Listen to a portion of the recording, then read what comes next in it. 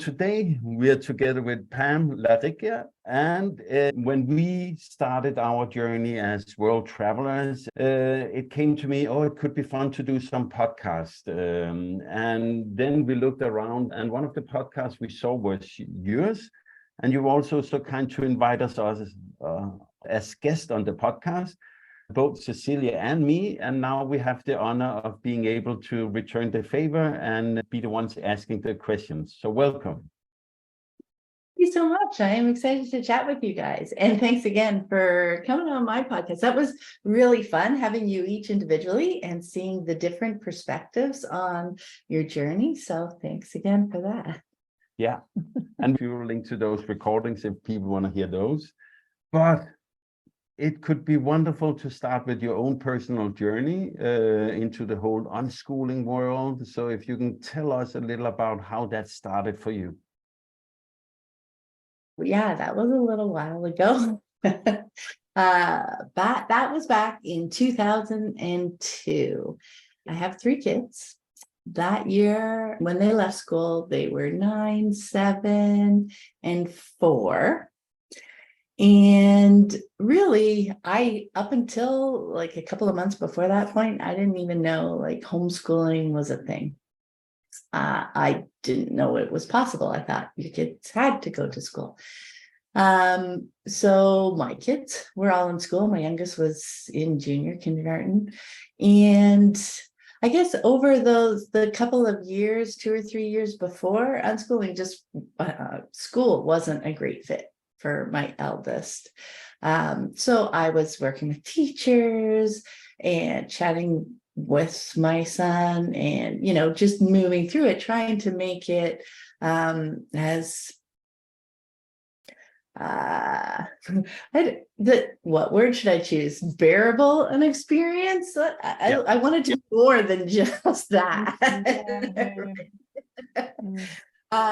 So that was going okay. We tried another school. So that year he was in a new school, which was definitely better, but it still wasn't a place where he could shine and thrive.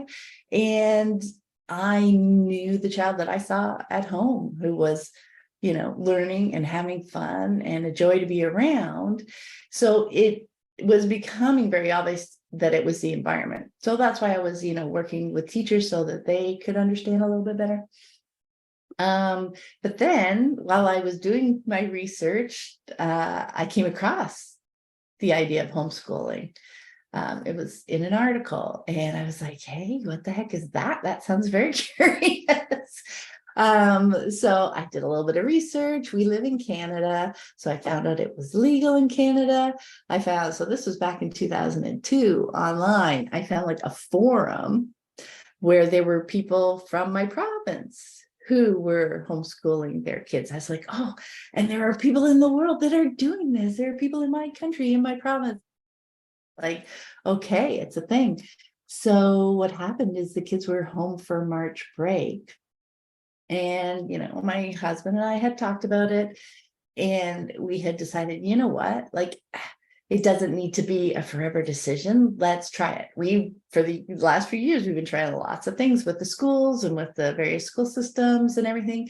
So this is another possibility for us to try. So we thought, what? We'll give it a try and see how it goes. Like that is a way that we approach everything, most things in our life, like give it a try. We don't feel cast in stone in choices that we're making. It's like, okay, let's take a step in that direction and see how it goes. And then we'll take another step if it's working or etc. So I went up to the kids. I think it was the Friday of the March break.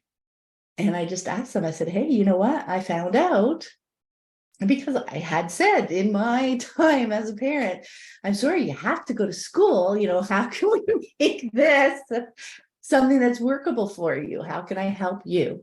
And I found out that you don't actually have to go to school. You can stay home and hang out and we can do things together. And I asked each one of them individually, just so that they wouldn't kind of influence each other or feel an expectation around that. And all 3 of them were like, yes, thank you so much. I think that sounds great. Let's try that. So they just didn't go back to school then, because at that point we're like, okay, we want to try this. We don't have to like wait out the rest of the school year. And and if it was March, it was also just a couple of months, and if it didn't work out, they could start again after the summer. Exactly. So that was really my journey. To like, on one hand, it feels like when you decide to take your kids out of school, like, oh, that's the decision. That's kind of the end. Now that's it. Because it's a big choice. Often it can be a big choice for someone, especially when it's something that you've just discovered is possible. And it's a very different than what you've grown up with. So it can feel like you're kind of done. But really, at that point, when you choose to bring them home, that's kind of also the beginning of your homeschooling journey or your unschooling journey. It was a few weeks into homeschooling as I was, diving deeper into learning about it, where I discovered the unschooling style of homeschooling, if you want to call it that, and was reading more about that and digging into that and learning about that. So while it feels like kind of the end of one, it's really the start of another big, beautiful journey. and a long journey. And because there's still, after 20 years, stuff to explore, I believe. But because I believe at that point it becomes like you come to see it as a lifestyle. Really, like, this is the way I would like to live as a person. And yeah, things are always coming up in life and bubbling up. It becomes more of a lifestyle that continues versus something that you do while your kids are school age. Yeah. But Pam, what made you become you can call it an advocate of unschooling with your podcast and all this? What made you take that step? We have done it ourselves. I know for us, it's because it feels like there's so much to tell, maybe. And I want people to be able to find out the stuff we had to search for. I want to make it easier for people with our podcast to see different stories. But if you take us back, then when did you start your podcast, and how many episodes are you up to, actually? You do realize you just asked 5 questions. I asked 5 questions. Good luck remembering them. Well, I'll start with the last one, because of course that's the one I remember. Do that and forget the rest. Yeah. Tomorrow, for the Exploring Unschooling Podcast, episode 352 is going out. Wow. That came now back to my motivation for sharing really is super similar to yours, because like I said, I hadn't even heard of homeschooling, let alone, unschooling is a much smaller subset of that. So for me, it was a combination of just my personality, and my brain is I'm very much a systems thinker. And one thing I learned through diving into this lifestyle with my kids was also the value of, like, because when you start, it's like, oh, they're not going to school, so how are they going to learn? So you're really focused on the learning piece. But pretty darn soon, you see that your kids are learning all the time, right? And really it becomes, so how do I support that? I don't need to direct it. What am I doing instead? I'm supporting that. And to thrive in supporting their learning, what really was fundamental to that was our relationship. So that we had a connected and a trusting relationship. So they felt comfortable asking questions. So they felt comfortable coming and asking for support. Oh, I want to do this? Can we figure out a way to make this happen, et cetera, those kind of pieces. So it really became relationship focused. So for me, putting it all together was just super fun to understand how it was working. And then alongside that, it was the piece of people probably, don't even know that it exists, that it's an option, that it's a choice. School, certainly, where in Ontario, Canada, where I was growing up, there really was just the expectation that school would educate our children, and you just it was just something you turned your kids over for that. And that didn't feel like a choice. It just felt like this was something that I had to do. So it wasn't about saying like, unschooling is better at all. It was about saying, you have a choice, this is something that, because I feel like even if they learn about that homeschooling is possible, etc., even when they choose school, like then when you realize it's a choice, I feel like often you're more engaged in it. Because it's like, oh, I'm choosing to send my kids to school. Now I'm, a little bit more engaged to find out what it is they are learning. Maybe I will chat with them about that. Maybe I'll support my kid a little bit more versus us all just sitting back going, oh, yeah, you got to go do that. Off you go. I'm going to work. You're going to school. We'll come home and we'll never talk about any of it. Yeah. And maybe even get to know the teachers that your children spend time with all day. Yeah, exactly. So from there, what I actually started at the time was writing. So I started with a blog, sharing information that way. 2012, I published my first book, Free to Learn, 5 Ideas for a Thriving Unschooling Life. So basically, by that point, now I was 10 years into the journey. So what I did was just take the 3 paradigm shifts that over the years I found most valuable. I mean, because there were lots of them, but which were fundamentally the most valuable for me to kind of hit my stride with unschooling. So that was my first book there. Can we go into the 3 paradigm shifts you find the most valuable, just so you mention them so people know? Well, yeah. I still think people should go out and read the book. What's up? Yeah. But I think, one of the big ones we already touched on is that shift from teaching to learning, right? So what we're focused on our kids learning at first when we come to homeschooling or unschooling, because we feel like we're replacing school with it. So, but one of the big shifts for unschooling is just that shift of focus from, instead of looking from like the teacher's perspective, or I as a parent want to teach my child these things because I think they're super valuable, is that shift to, oh, but let me look through my child's eyes, because I can say things over and over and over again, but if my child doesn't like take it in, does it even really count as teaching? Same with at school. You learn things for the test and, a month or 2 later, you don't really remember those things. Is that really taught? But is it really learned? They definitely taught, right? They taught us those things for us to learn them for the test. But if we don't retain them, if they don't really make sense in our world for us, were they really learned? So I find that the most valuable question when we come to it is the learning piece, right? Because we're looking at our children and we're trying to support their learning. So when we start seeing things from that perspective, that's a huge shift for us, right, on the journey, because then that becomes what's valuable to us. What are they learning? What are they interested in learning? What are they curious about? And when we can start and meet them there, then we can start to see how unschooling shines, because we start to see the pieces that they're picking up, and we start to see how they use them in their day-to-day life, right? Maybe they're picking up new vocabulary, maybe they're picking up a newer understanding of something, and you can see their excitement, they're wanting to share, they're using their new words in conversation, they're using a new concept, you just see it come out in something they do or something they say, and you can see that difference from something that's memorized to something that's more internalized, something that they understand because it makes sense in their view of the world. They put it in, I kind of envision, learning as a web, like a web of learning, because there's multiple connections of things. And the more connections a fact or an idea has, the deeper you understand it, because it makes sense to you in many different contexts. So maybe you learn it one way because you had a conversation and someone mentioned something about gravity.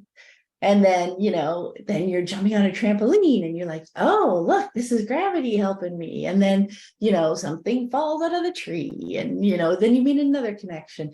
And so your understanding of it grows as you make more and more connections with it, versus a random factoid that you've memorized for the test, but you don't have a lot of connections to it because it's not something that is coming up in your world. It's not something that you're using every day or, consistently in your life. So there's not a lot of connections to it. So it just kind of bubbles away. It maybe doesn't disappear, but it's much harder to recall because you don't have a lot of connections. You don't have a lot of paths to get to it. You don't have that deeper understanding of how it fits into your world. And then when you can start losing the idea of certain things need to be learned by a certain age, and instead you look at the interest and the connections and understanding it in your world, you come to see that, oh yeah, it's not that they're 7, so they need to know X. It's that they happen to be 7, they're really interested in this, and look at all the bits and the connections that they're pulling together for this. And then maybe you're like, oh, he's 7 and he's picking this up at school. They learn that at 9. And you get comfortable with the idea that it's not really an age-specific thing. It's more of a person-specific thing, their specific interests. And then as you get more comfortable that, you can flip it. It's like, okay, if my daughter was in school at age 10, she'd be learning X, Y, and Z. But, she's hit X, Y, and Z hasn't come up in her life. But you know what? I am super comfortable that she will soak that in when it does come up because I've seen her do it multiple times now. So giving our kids the freedom to just follow their interests and to watch the learning that happens through their eyes really helps us understand how unschooling works and really helps us kind of melt away from looking through that age lens or that curriculum lens and just really focusing on, it's like another layer to peel back on supporting our kids' learning. It's like, yeah, this is where their mind is right now. This is where they're a sponge for making connections. That's what I want to support. That's what I want to help them with. That make sense? It absolutely makes sense. It makes me think about one thing, which is we have the last couple of years lived as world schoolers traveling full time. And often when we talk with people, and when we ourselves started out, I hear this where we explain that the kids are still learning. And I'm thinking it's because parents, when you live in a country steadily, have responsibility towards the state you live in to show off what they have learned. So as a parent, you need to have this constant view on being able to translate it into not a curriculum, but it after the fact curriculum, where we are now in a place where actually don't look any longer, which is really freeing. I'm just thinking that there is this dissonance that on some way with unschooling, you want it to be totally free, but at the same time you have decided to live in a country and you need to be able to report back. So how have the local government been for you to work together with? Have it been easy? How have that been? This is very easy in that we submit a letter at the beginning of the school year that says, I take responsibility for my child's education. And that is that. Oh, you don't need to fill out the reports or make them. It used to be in Denmark. Yeah. Yeah. Yeah, no, that was lovely. It has been lovely. I know that it can definitely be challenging in some areas where there is more reporting. And just from talking with people over the years, that is one of the shifts, like being able to get to that place, Jesper, where you're not always using that lens when you're watching your kids or you're talking to your kids, or feel like you need to kind of subtly tweak them just like a little bit in this direction, because then you'll hit that checkbox that in the back of your mind that needs to be checked. So I know they'll do a lot of whether it's taking photos or just making little notes about what they've done at the end of each day, just so that you've got that and you can turn that into educationese whatever you want to call it, whatever language that they're looking for, just to show the things that they're learning. I mean, it's a wide range, and it's really dependent, not just on where you live, but, if you have a facilitator you have to work with, are they unschooling friendly? Do they understand how that works? Are they open to that? Are they much more tick the box? Can you just tick the boxes and send it off and you're done? I know in places where it can get more complicated, some people go with umbrella schools that, again, understand unschooling, but that you can talk to them kind of more in your language. They will do the translation to the more formal education-based language and do any reporting that needs to be done to the state or the country, whoever's running your local homeschooling rules, because it is inside the homeschooling laws, right? Yeah. But yes, that was very nice. Pardon? Pitfall with that, taking notes at the end of the day, trying to translate into education is obviously it's necessary if the laws where you live demand some sort of report. Yeah.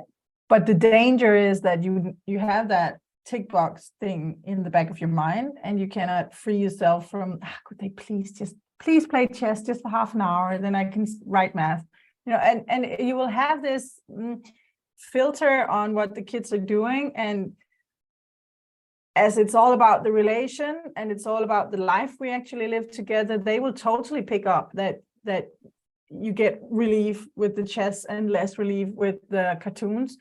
And I think writing something down at the end of the day, every day as an unschooler, would probably ruin your process. But it totally will, skew your own focus. And what I would, oh, sorry to interrupt, but yeah, the writing down at the end of the day, I would do with my unschooling lens. I would write the cartoons. I would write the things.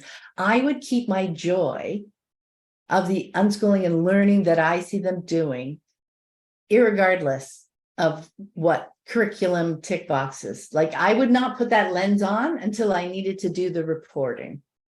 Because yes, if I try to switch between those two lenses every day, like trying to get rid of the lens in the morning so that I can have a relaxed day with them, and then put the lens on at night when I go through, that is incredibly difficult. Yes. But if I can, because I can't, like back then, just imagine how long it takes to drop that lens, right? You just can't do it in an hour. It takes, I know it would take me days. Like if I ended up in a situation that felt that I certainly at the beginning of my journey where it was a little more tenuous, my understanding of what was happening. And, say we went to the science center for fun, and then all these school trips were walking around and they all had their little sheets, and you're like, oh, should I be doing something like that? It would take me a handful of days to get myself back and understand what was happening there, and to process that and say, what were they learning by doing those worksheets, paying a little bit of attention, seeing them in action, and then reminding myself about the value of the way my kids were learning. And like, it's a choice. I could send them back to school tomorrow if I felt that was better for our family.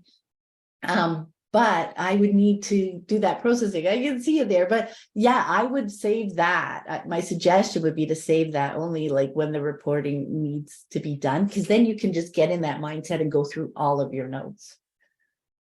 But even though we are 10 years or more, maybe 11 or 12 years down our road here of the unschooling journey, I sometimes look back and I'm like, oh, it's maybe not half a year ago that when I talked with someone, I said, oh yeah, but Storm, he's studying some online psychology. And it's the fear of being judged in me. Maybe it's the fear of living so alternatively, and then having people look at it, and me being still caring is probably the where I am. Like, oh, I want them to see me as a good parent, even though I live this very alternative life. And wanting to share pieces that look more conventional, or to share the pieces that we're doing in a way, because we're trying to connect with them where they are. Like, I wouldn't take it on as so much judgment of ourselves, like we're doing it all wrong if we feel this need. Maybe it is us just wanting to connect with someone that we're in conversation with, and we see where they are on their journey, and we are sharing the bits of our life that might make sense to them, or sharing them in a way that might make a little bit of sense to them. The challenge comes when we also feel that's better. Then we have some work to do ourselves. If sharing it that way makes us go, maybe that is what I'm looking for. But, so that's just a reminder to rework that process, to remember why we're choosing this, to, understand, to look at our kids as the unique and wonderful beings that they are, and seeing that the choices they're making and the things that they're doing really fit them so well. And that, they are where they, even when there's challenges, like that's one of the other things that we can, when someone first comes to unschooling, it can feel almost utopian. What do you mean everybody just does what they want to do? That's not life, Nobody's going to choose to do a hard thing ever if they don't have to, like all those questions that bubble up. And it's just so fascinating to see when we look at our kids. It's like, no, that isn't true. We see them choose to move through frustrating things because they want to do the thing. That's the difference. Conventionally, we're telling them the things that they have to do. So of course they don't want to struggle with something that they're doing just because they're told that they have to do it. But if it's something that you want to do, you want to accomplish, you're just so much more determined. And also you see them when they, hit their head against the wall a few times. And if they decide like, nope, I'm done with that. But you can see how they own that choice. You can see how that choice makes sense for them in that moment. Those are the pieces that remind you that this is why we're choosing this lifestyle. But yeah, when you're chatting with people, it definitely can make sense to try and make sense of our lives in a way that they'll understand. And I like that lens better. I will use that onwards. I'm not judging myself. I'm just meeting people where they are. I think you should use both. Yeah. You have to beware if you feel you have to justify what you're doing or translate it or even tweak the reality in order for other people to like you or respect you, then maybe you have to think about. You actually just said that the other day to me, that some ideal shouldn't stand in the way of what you feel is right. So if you have some idea about what a 17-year-old boy should be doing, but you identify as an unschooler, so you don't tell him, and the boy is therefore not doing it, maybe because he doesn't know it's a thing, or maybe, I don't know, and you don't feel good about it, and you're the parent, then maybe, I'm not saying that we have an issue with our 17-year-old, because we actually don't. This is very made up. But we could have had. I think within unschooling families, I see a lot of problems of this sort arise where the parent feel they're not allowed to say certain things or in certain ways, or I have this crazy idea that math is great, and I tell my children like every 2 months we talk about that, how much I love it, and sometimes they do some and sometimes they don't, and they can do whatever they want with it, but I would always encourage it because I think it's so great. Just like people who like soccer or I don't know, Western movies or knitting, then, I'm just into this. And just like I'm into Shakespeare, I really love Shakespeare. And I almost make my kids read Shakespeare by being so passionate about it myself. I think some unschooling parents think it's illegal to have these, especially if the ideas are more in the academic field. Whereas was it soccer or knitting, it would be okay to be open about it. But is it Shakespeare and math? Then you have to shut up because you're an unschooling parent. And that's like, so. But the unschool police would come after us. Maybe the unschool police would come after us. Yeah. Okay, shoot us down. No, but it's really a thing in my experience. Haven't you met that? Oh, it's absolutely 110% a thing. I'm just smiling because that's the series that we're doing. The latest series we're doing on the podcast right now are these unschooling quote rules episodes. And we say the unschooling police are not going to come and arrest you if so you don't funny. know these quote rules. And that is one of the rules. Like, there are so many layers in what you were sharing there, Cecilia, because there is, oh, why am I valuing math and Shakespeare above soccer and whatever the other thing? Well, just for the record, I'm not. No, I exactly. just But value Shakespeare. in and your math and example. reading. Yeah. Yeah, But that's the thing thing. is, this filter that I'm only allowed to say I value knitting as an unschooled mom, but I can't say that I value math because then I would ruin the thing. I think that's And that something is that's having a seizure there. completely. And that's also something that comes up pretty often in the network, the community that I'm part of. And it is such an interesting thing to peel back because we need to be able to communicate with our kids. But it's a lot of our work first, right? To get to that point where I'm not valuing math and trying to subtly manipulate them. I'm sharing my joy. Mhm. Are you doing math? If I like math and I want, my kids to know math is awesome, I'm doing these fun math related things. I'm doing puzzles. I'm with numbers. Maybe I'm reading books. The Joy of X. I've got a bunch of math because I too love math. Maybe I'm noticing the math in the patterns and the measuring and the calculating something I'm building or packing up things, just to get the geometry right so we can fit as much stuff into the thing. Math, just mentioning, because I love math, I'm mentioning all the math I see just going about my day because math is everywhere, right? So that's a way to share our excitement about those things. What it is the energy to be able to share without the expectation that they, share our excitement. Maybe they will be interested in it too. Maybe they won't. That doesn't mean I can't share my excitement. It's peeling back the layers so that I'm not, and again, not speaking of you, but I'm not as a parent, I'm not valuing math over knitting. That if I love knitting, I share that with the same energy and excitement as I love math.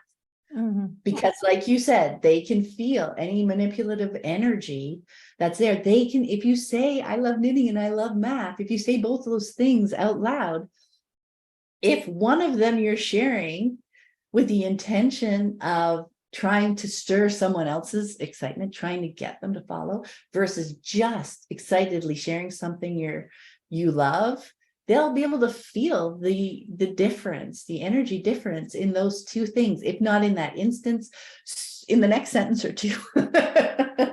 Right? Because I'm excited about knitting. I'm making this sweater. I'm making this scarf. I'm excited to go to the yarn store. I want to try these super huge needles. I'm sharing all the things that I want to do.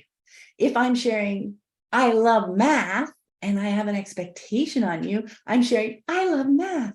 Would you like to read this book? Would you like to play this puzzle? Would you like, can you see just how we would be talking about, we share this love, what do you want to do about it? Versus, I have this love, here's all this cool stuff I'm doing about it. Yeah. That is kind of an example. But I think the idea of the manipulative energy is central to the conversation of unschooling once we've peeled off 2 or 3 or 500 layers, because I think between something because they feel like they'll be manipulating. And I think that's where the fear comes from. And if manipulating worked, my kids would do the dishes every day. No. If it worked. They have to try manipulating them first. Yeah. No, but when I'm trying to understand what not to do, but we're not sure how to do it instead. As parents, I think we do have a special role in our kids' lives as the ones or the primary ones to help them enter this life. And obviously we will use our experience of how things work to see if we can, make their landing a little softer, and, remove a few of the thorns down the road. And just, if you go this way, you might not hit a wall. And if you go that way, it could be that it's easier. So this job, I find, is just like teaching them to wash their hands before they really understand what bacteria is. There's a very fine line between the manipulation and the pure positive intent from a parent. And I find that line very interesting to talk about. Yes, I do. I absolutely do. And I think there's nothing wrong with sharing. I think how you've discovered that line, and I think the line moves over time, is in the reaction and the energy you get back from your child when you share this bit. If your child is resistant to it, it's like, oh, this direction isn't supporting them in where they are. It isn't helpful for them to where they are right now, which just means they're not going to be able to absorb it, and they're not going to be able to make connections to it. And it's not going to make sense to them right now. Doesn't mean it never will, but it also doesn't mean I need to just sit back and not mention anything. I think that is something, we've talked about in those rules episodes, because it's fundamental to almost every rule. Because so often parents think, okay, I'm not supposed to direct my child. I'm not supposed to tell them what I think they should do. So I'm just going to sit back and I'm going to let them do their thing. And I'm going to wait till they come to me to ask for things or to ask to do things. No, that's the opposite end of the pendulum. I kind of think it's like, oh, I don't want to direct them, so I'm going to swing all the way back and do nothing. And I'm not hardly going to engage with them. And I'm not going to say, I love math. Do you want to come play Monopoly with me or something, But it's what we replace that with. And that is the connection and the relationship and the trust, where we can engage and we can share our thoughts with that energy. That's like, I'm sharing my experience. It may be different from yours. You may not, you may make a different choice, but, I want to engage with you. I want to share my experiences. I want to share the things that I'm excited about. So, that is the piece that we are always talking about on the podcast at this point, because like you, I find that to be kind of the meat of it, and the thing that a lot of unschoolers are challenged by. It's like, okay, I understand why I don't want to direct them. I see them learning things on their own. But what do I do instead of just sitting off to the side and waiting for them to say, hey, Mom, take me here. Hey, Mom, can you pick up this thing? Because I'm interested in that. There's a whole rich life in between those two, extremes. I find them to be the extremes. There's a whole life where we live together as a family, where we're engaged, where we support each other. Because you know what? When I am sharing my experiences, as my kids get a bit older, they have seen me as an example, as a model. This is what we do as human beings. We're sharing our excitement. We're sharing our experiences. And then our kids get to start doing that with us. And oh my gosh, we start to learn. So our world gets bigger, right? It's not like we're the adults sitting back and this is our world, their world. Yeah. It's like we are all together. And I think the other piece is super interesting that you touched on there. We want to make their life a little bit smoother, a little less thornier. Yes, we do, but that's also something we don't have control over. So we can share our experiences, but they still may choose to take that thorny path. Because or they could take another path and there were still thorns. We can't guarantee that. I know that, but I just thorns that we didn't see. Seen in unschooling parents so they get it, and then they fall, as you say, to the extreme other end, and they become afraid of having an opinion, having a personality, having an idea, having any judgment of anything being better than the other thing, or just preferable today. You don't even have to make rules, but just come up with the idea. Maybe today it would be a good idea to not have candy, or whatever the idea is.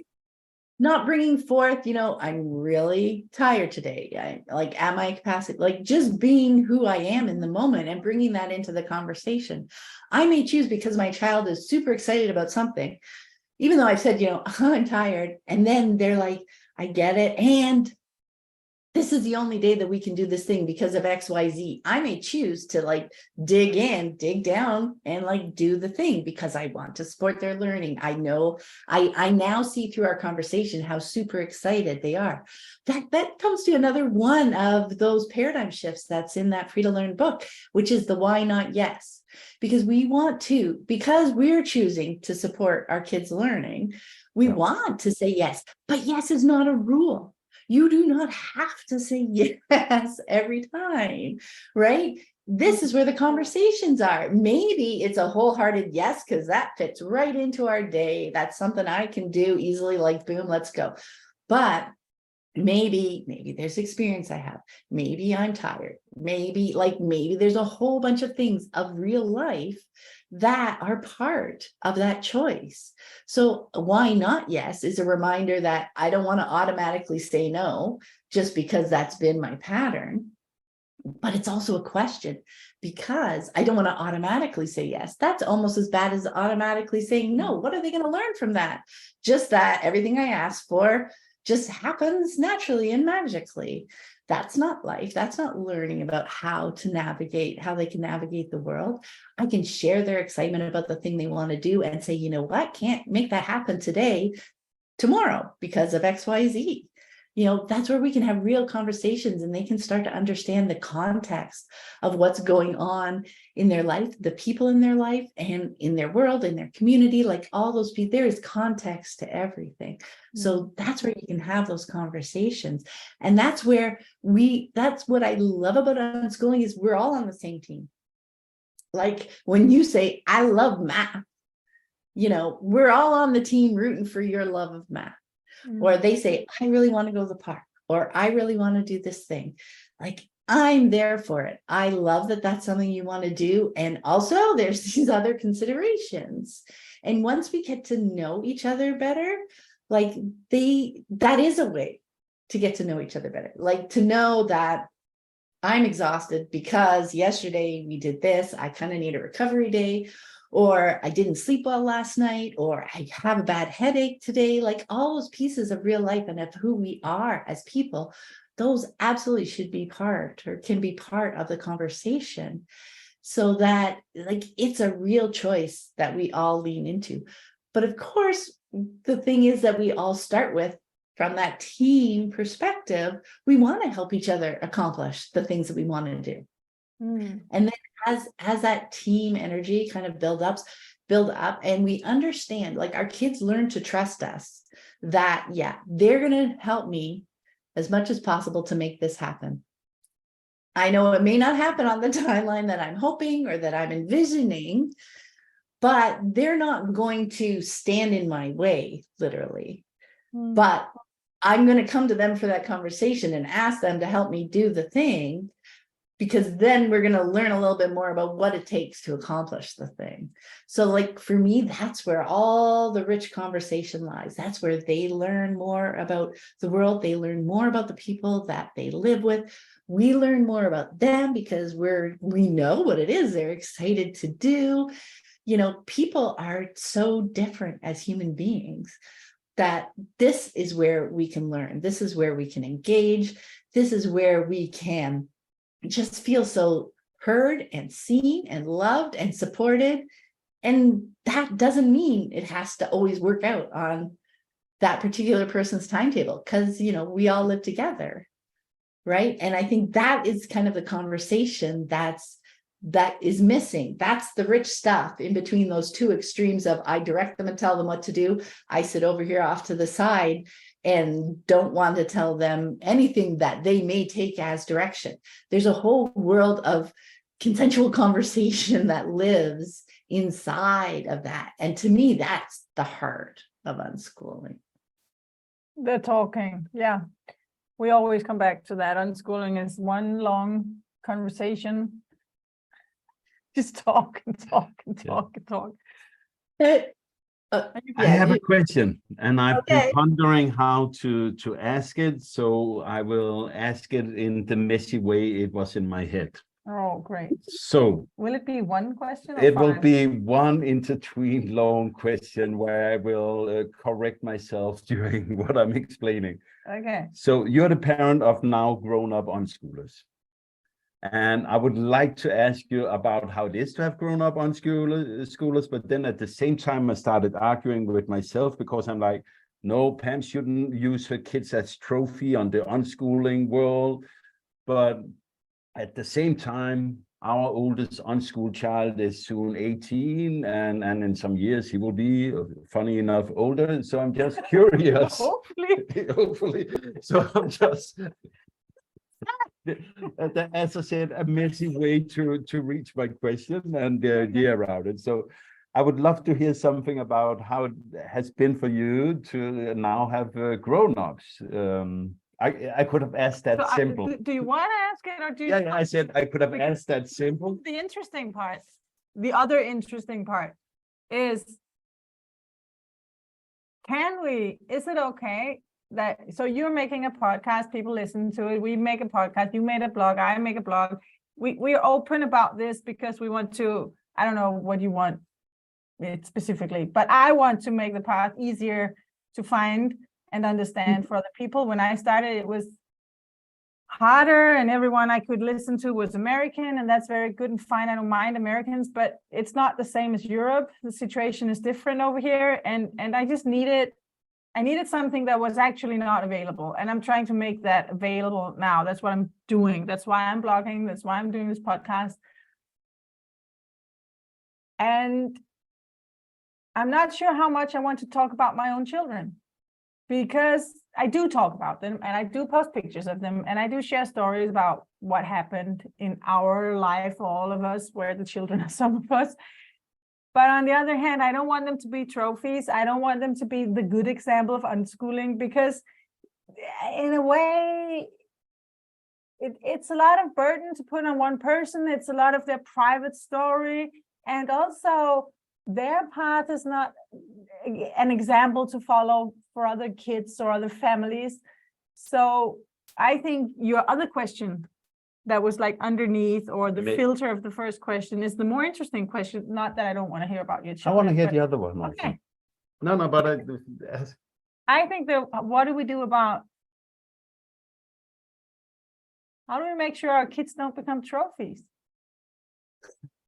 But I really, love that question so much. Yes, I've talked about that on the podcast in a few episodes. I have a blog post about that from a while, because that is really, it's a fascinating question. Because on one hand, like we were talking about it before, trying to meet someone where they are, right? And show what the life what it might look like through that lens. And when people come to unschooling, or are first learning about unschooling, a few years into learning about unschooling, they want to hear about the older kids. Did they turn out? Did they go to college? And you can see in those questions the stuff they still have to unpack and the layers they still have to peel back about, like, what do I expect of an adult? Like, what is my definition of success? Is it being a human being? Is it a college degree and a good job? Is it, is it a conventional job? And I know there are some of us with adult kids who look conventionally successful. And, but the challenge is they'd come to it from a completely unconventional place, because this is something they love. It just happens to look good, right? This is something they've loved. They've worked hard. They, maybe they started when they were younger than most conventional kids in school, because they didn't have the time in high school to devote to the thing that they loved. They couldn't start until after college, maybe, or whatever. So I know it feels like sharing the more trophy looking stories almost does a disservice, in that, oh, okay, I expect my child to look like that too. This is a path that worked. So I'm going to follow this path and I'm going to do this thing. And at the end of it, why doesn't my child look like your child? So it definitely feels like doing a disservice to someone who is learning about the journey to give them the opportunity to latch onto certain examples. So, the more generic, I go back to, it's useful to redefine what success is for you. Like what do I want for my child? And then it's like, is that a thing for me to want for my child? Or do I more want what my child wants? Right? Which I can't really know, but I can most help them with that by meeting them every day and supporting them every day and helping them explore the things that they're interested in, because that's how they're going to find their path as they get older. Because the first thought that came to mind when you started asking that question, Jesper, is the answer is life feels very much the same with adult kids as it did when they were teenagers, young to like. There was not a day where we said, you're an adult now, and our relationship changed. Now, I think that is one of the beautiful advantages of unschooling is that we start when they're kids having this connected and strong, respectful, trusting relationship with our kids. Now that carries forward while we're all alive versus I have this controlling, directing relationship with my child because I want the best outcome for them. It's done with love for the most part. I have a vision of what will be a good life for you that I want you to have. And I want to teach you these things. And please follow my directions because I know what's best for you and because I love you. But then when they become an adult, and now they're like, yeah, you can't control me now, or you don't want to control. It's like, okay, now I'm done my job. You're off in the world. And now all of a sudden you want to have that strong, connected, trusting, respectful relationship with them, but you have no model. Like you've just spent 20 years building a controlling relationship that there's a good chance they're going to want to kind of escape from. You're going to have to build an entirely new kind of relationship with them as an adult. All that to say, I don't feel like much has changed other than the fact, when they've moved out of the house. So the conversations are taking place in different ways, less face to face. But one thing I love is they're excited to come home and visit. Right? It's not like, oh my gosh, I got to get through another holiday with my family. Because I'm like, yeah, you're building this great life, where you are. If you want to stay there for Christmas or, whatever, that's totally okay. Yeah. And also they're like, no, I really want to come home. I'm very excited to come home. And they still have problems, have challenges and problems in our lives at this point. Like that is life and they're going to have them. And because we have that kind of relationship, they want to. There are points like it really is individual, like where at those points they want to have these conversations, but that's what you do. You're still having conversations. You're still supportive when they're going through something. You just check, texting a few hearts when they're processing through something that's going on in their life, or you're sharing your experience, or you're validating. Man, that's hard, So it is very much the same kind of relationship that we've had throughout the years. It flows with what's going on in their life, right? Sometimes things are going pretty smoothly and it's all like, yeah, hey, doing this, enjoying this. Have you watched this show? Oh, I really love this movie, this book. We're still sharing those pieces of ourselves that we love. If I'm loving, right now I'm learning game development. And, I'm just sharing little pieces, not because I'm expecting anybody else to love exactly the same thing, but something we love to share is just our excitement about the thing. Somebody else can understand my excitement. They can understand why I'm excited because they have something they too get that excited about. So we don't have to connect through the interest itself, but we can connect through the joy that we each find in that. And we can commiserate and we can validate because hard things come up too. You know what I mean? So really, fundamentally, the relationships don't change. I Now, must be even more happy with having chosen this path for us. I'm happy to give a quick overview, because the other thing that I think, the other piece that can be valuable is realizing their paths can be very different, right? Like if I have a vision in my mind of what, how I want my child to turn out, and I happen to have 3 kids, I'm trying to get all 3 kids to kind of look like that vision, right? But when I take that away and I focus on who they are as people, oh my gosh, their choices as adults so far are very, very different. And yet they so beautifully and fundamentally match and mesh with who they are as a person. So I think that is a big thing. Like I had one child who at 18 was like ready to burst into the world with her interest in photography. And when she was 18, like we live in Canada, she moved to New York. And, and she went there for a few months. Like I supported her in finding a place to go for the 6 months that she can go on a visitor's visa and just check out the community, because we're in a small rural town. So living in New York City was like a different life. And she's like, I don't even know if I would like that, but I know there's a strong community of photographers there. And which she have connected with online over the previous years as she dove into that passion. So she wanted to see what it was like in real, like face to face. So she did that. She loved it. She came back. She got her visa. She was back there in a month. Lived there for a number of years, and then a year and a half ago moved to LA, because those are kind of the 2 big photography places, New York and LA.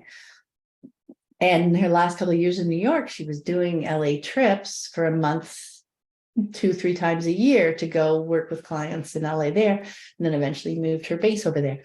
During that move, she came home for like 3 or 4 months in that transition, got rid of her apartment there, brought some stuff up here, did some traveling from this base, because then I can travel without having to pay rent somewhere. Then the visa thing came up, and then eventually moved out to LA. So that is the fun thing too about having that home base and respectful, loving relationships. Like, yeah, you are welcome back anytime.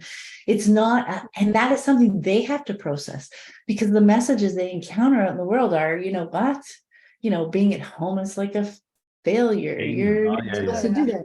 You need to move out when you're 18 and conquer the world all by yourself. Those aren't the messages that we grew up with, and that with them, that we, shared with them growing up. It was like, we're a family. We help each other out. We do the things, and we do the things that we're interested in doing. And, if you want to, the context from where you're doing, there's no judgment. Like, yeah, I was shocked that one of my child, after like such a wonderful, loving life at home at 18, would want to leave.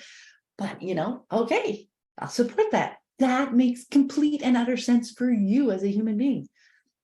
I had another child who lived here 24 till about he was 24, and then he moved to another province for a while. They're actually him and his girlfriend thinking about coming back here and moving back to this province. That's still up in the air. That is a challenge and question that they're going through right now to decide, and then they'll come stay here for a while they work out jobs and places to live. And I've said, you can hang out here as long as you want. I have another child who lives at home, which is absolutely beautiful. It fits him like a glove.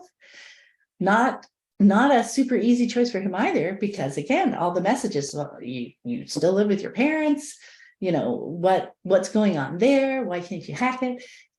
But we know that that's not true. In his case, in his life, these are great choices. We have a place, like my dad lives with us. We have lots of adults like living here and coming and going. And it's just, this is our hub. This is our family hub. And people are welcome here all the time and for as long. And oh my gosh, how helpful it is to have another adult, like, he's cooking half the dinners and helping around the household. Like, it's amazing and it's wonderful. And now my husband and I can go travel and not have to worry about the dogs, because we know he'll be able to take care of like, it works for each child and it works for the family. And one of those, like how they look conventionally successful can be very different, but all of them make so much sense for each of them as a human being and work so well for all of us as a family, just supporting and helping each other out, doing the things in our lives that we're wanting to do. So it just looks different, but fundamentally it feels the same as it has always felt since we kind of really, really hit the ground running with our unschooling. So did that answer your question, Jasper? It absolutely answered my question. No, but in a good way also, because when we meet people with our grown-up Storm, who is 17 and a half, they're like, so, oh, you're soon 18, then what? And he's like, then what? I mean, what is this infatuation with 18? I don't understand. Yeah, and it's also, so do you want to go to some college or university? It's like, I'm just living. I'm actually very happy doing what I'm doing. And yeah, I'm looking at the time, and we have had a long, wonderful chat. So I would like to round it up, and also if people want to, if you can tell a little about where people can find you, where they can find the podcast, and again about the book. So if people want more of Pam, they know where to go. Sure. Well, kind of my home base website is livingjoyfully.ca. So all the stuff is there. You can find it in the menu. The podcast, the Exploring Unschooling Podcast, it's in all your regular podcast players. And also right there at the website, you can always listen right there. Last fall, Anna Brown and I started a second podcast because glutton for punishment. And it's actually called the Living Joyfully Podcast, but that one focuses more on relationships. So kind of the idea, when we're talking about motivations, because as you know, like so much of the discussion around unschooling ends up being when you get through that first like learning piece, like, oh yeah, they're learning all the time. I don't really have to keep looking for the learning and worry about the learning. So much of it becomes the relationship pieces, the how do we live together pieces, the how do I talk to them if I have, something bubbling up for me around something, versus standing back, that whole transition to how do we engage as like just human beings, and not adults and kids now, but I'm just not controlling them. So we talk about that in the Living Joyfully podcast without mentioning unschooling per se. All that to say, it's super helpful for unschoolers as well, because it really focuses on that relationship piece and how to engage with people through like navigating conflicts and making choices, like all those pieces of it. The other big thing that we've got going on is the network. So the Living Joyfully Network, which you can learn lots about at the website there. But it is an online community where we talk through these things. It's really just walking together, walking alongside people who are taking this journey. Yeah. And just being able to share our experiences and the way, because with lots of experience, we have that different lens. So when somebody shares a challenge that's going on, we can just help peel back a couple layers around that. Maybe this, maybe they're feeling that, maybe you can say this. So it is not at all prescriptive telling people what they should do, because we don't know. Like, there's no rules. It's about the individuals, the family, how the people are in relationship together. So it is, just helping people maybe see a new way of looking at something, just brainstorm some ideas, because sometimes we just get stuck in our head and like, I cannot think of another thing to do, and I'm still flustered or upset about the situation that's going on. So, at that point, we will just like chat with them. And because someone who doesn't have that energy can sometimes see outside of that box, that tunnel vision that we've kind of gotten ourselves stuck in.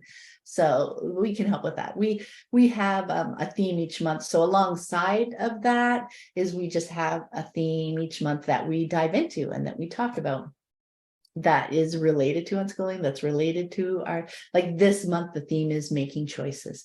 But we've been leading up to that, through peeling back the layers, because like we talked about, context is so important.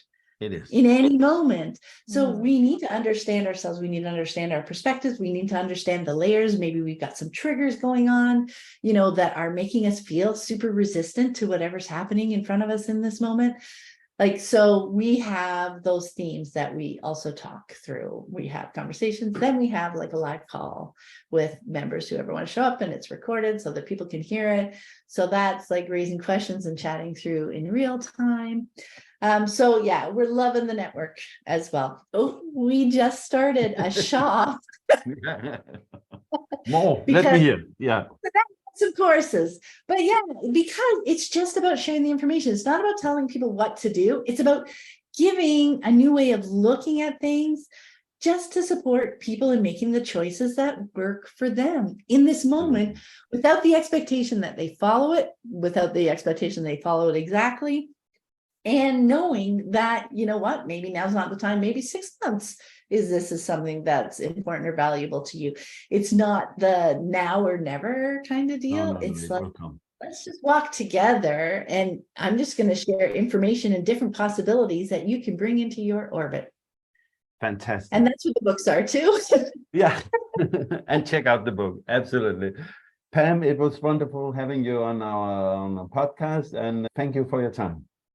Well, I loved your questions, even the rambly ones, because that was mine. That's mine. See where your mind is, right? So he was able to pick out. Yeah, I know where you were going with that. Yeah. Like, what was your fundamental? But we need to ramble sometimes till we can find. Yeah, but he needs to ramble. You listen to me ramble.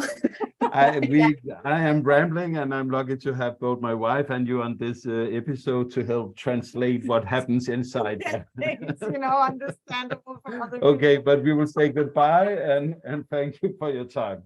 Bye. Oh, thanks so much. It was so fun. Bye.